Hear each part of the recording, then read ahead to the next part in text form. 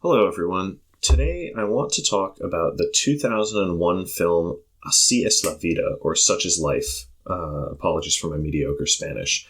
The film is directed by Arturo Ripstein, and it's a loose adaptation of Euripides' play Medea, set in Mexico City in the late 20th century.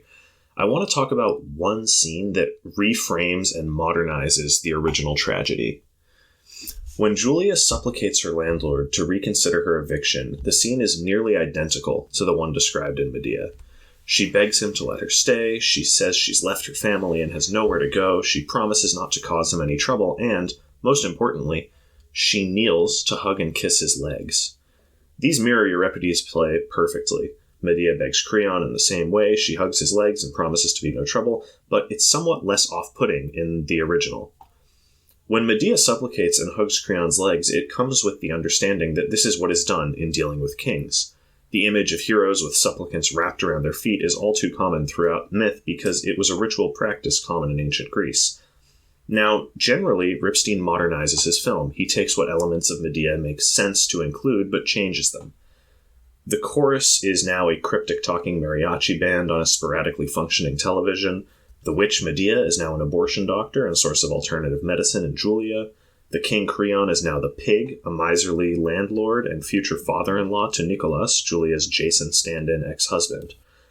Roles change to fit the setting, but in this scene, the pig is treated far more like a king than a landlord. It is the one moment where Ripstein opts not for modernization, but outright anachronism.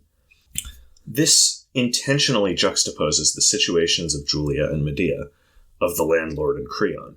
In drawing the viewer's attention to the strangeness of Julia's supplication, Ripstein emphasizes an element of class struggle present in Such is Life that is all but impossible to convey in the millennia pre-capitalist society of Athens or in the play's mythical Greece, where even Medea has a place to go if she can escape the city. Medea's rage in the play is primarily at Jason's infidelity. She's not worried for her safety. Aegeus promises her asylum. So while there are certainly implications about the role of divorced women in classical society, Jason's disloyalty will not see Medea literally reduced to homelessness. Julia is not so fortunate, and so Ripstein reframes the film to center around this impending homelessness. In a more modern, more advanced, and more civilized society, a society that has moved past the need for lords and serf, one that views all humanity as equal, Julia is reduced to begging like a powerless ancient peasant at the feet of a man she despises. Through intentional anachronism, Ripstein emphasizes Julia's plight, pointing out the ways in which society has failed to progress.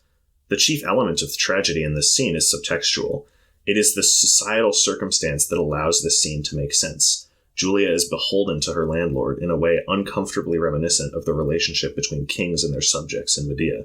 The central tragedy is that the story can be told at all.